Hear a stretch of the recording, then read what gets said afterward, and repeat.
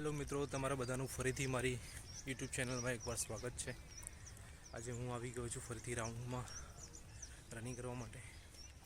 3 દિવસનો ગેપ હતો કેમ કે વચ્ચે એક સ્કૂલનું એન્યુઅલ ફંક્શન હતું આ ગ્રાઉન્ડ ઉપર, એટલા માટે।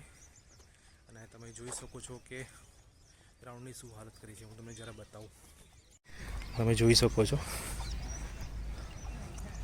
આ ગ્રાઉન્ડને એટલું ખરાબ કરી નાખ્યું છે આ સ્કૂલના સ્ટુડન્ટ્સ કે બધા જે પણ કહેવાય, જેમનું અહીંયા ફંક્શન હતું, જ્યાં ત્યાં કાગળિયા કચરો ને બધું કર્યું છે।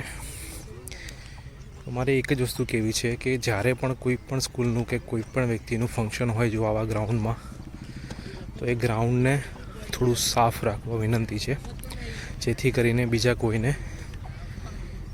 પ્રોબ્લેમ ના થાય કે તકલીફ ના પડે। કેમ કે આટલું સરસ ગ્રાઉન્ડ હોવા છતાં પણ જો લોકો આવું કરે તો એ સારી વાત ના કહેવાય। અને હું આઈ થિંક 3 દિવસ કે 4 દિવસ પછી ફરીથી આજે રનિંગ કરવાનો છું।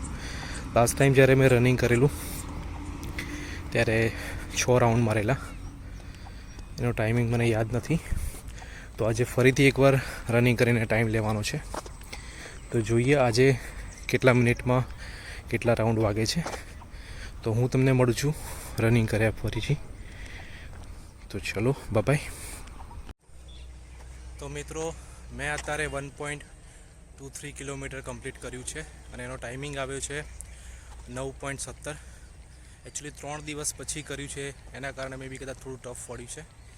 હજુ એકવાર 1.5 કિલોમીટર કમ્પ્લીટ કરવાની ઈચ્છા છે, પણ એનો ટાઈમિંગ શું આવશે એ કદાચ નેક્સ્ટ વિડીયોમાં હું તમને કહીશ। પણ આટલો મારો ટાઈમિંગ આવ્યો છે।